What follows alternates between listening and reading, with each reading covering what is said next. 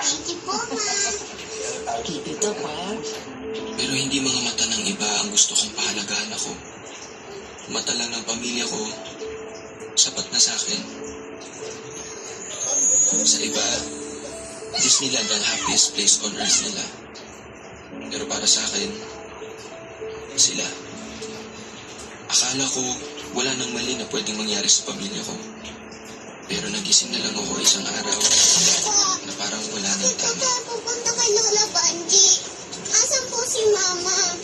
Bakit di po siya nagpaalam? Pwede ba? Tigil mo nakakatawa sa nanay mo. Iniwan na nga niya tayo, di ba? Mas mahal niya yung una niyang pamilya.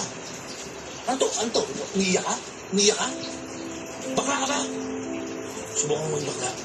Ibibitin kita ng patiwari. Sige na.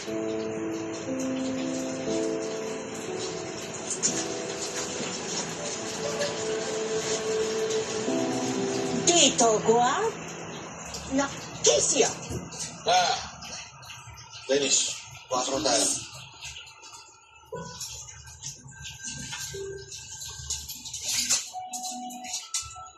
Pakiramdam ko nun, kapag pumasok ako sa gate, para ko na rin tinanggap ang bagong buhay namin na hindi nakasama si Mama.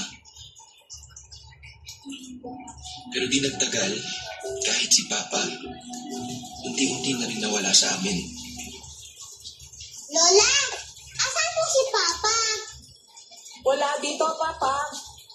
Nagpromise sa akin si Papa na uwi siya ngayon. Ha? Paano mo nalaman? Kumain kami sa labas kahapon. Papa!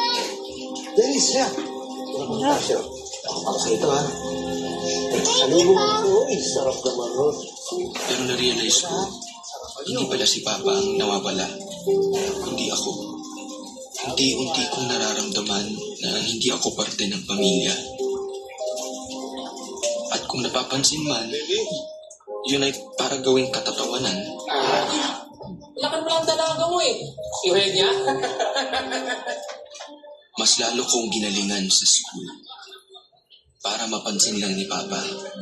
Para makatanggap kahit isang congrats o good job mula sa kanya. Pero wala.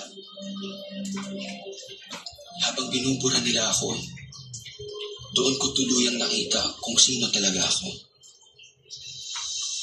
Hindi beer, hindi vodka, hindi tequila, ano?